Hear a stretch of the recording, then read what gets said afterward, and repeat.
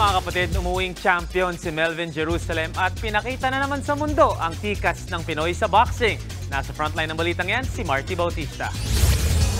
Bit-bit ang kanyang WBC World Minimum Weight title. Dumating sa NAIA Terminal 1 ang Pinoy boxer, Melvin Jerusalem. Bakas pa sa mukha ni Melvin ang mga pasa na nakuha niya sa laban kontra Japanese fighter Yudai Shigeoka kagabi.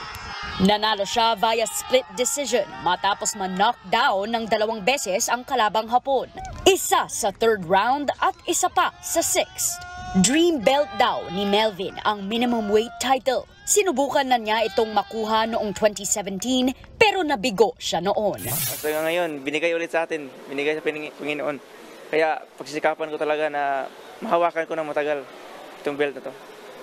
Hindi raw sukat akalain ni Melvin na mananalo siya lalo't kakagaling lang ni Shigeoka sa 9-bout undefeated run. So nangyari sa 3rd round, hindi ko inasahan yun na ganun matumba siya. Kasi alam namin yung mga Shigeoka brothers ay napakatibay na boxers. Lalo na ngayon sa mga Hapon kasi prime nila ngayon. Ginawa lang namin yung training namin ni coach tapos in-apply ko sa laban. Pero ang kanyang team hindi raw nagduda. Lalo't todo ensayo si Melvin bago lumipad pa Japan para sa laban. You could see that in the fight.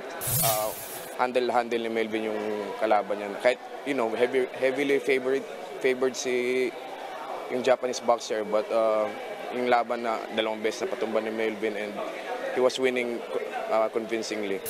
Sa ngayon, umakyat na sa 22-3 ang win-loss record ni Melvin. Balak niyang magpahinga muna sa kanyang probinsya sa Bukidnon.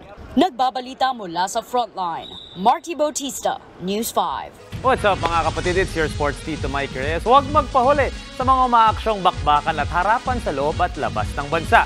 Para sa mga pandiin ng sports news, mag-follow at mag-subscribe sa social media pages ng News 5. Peace and love.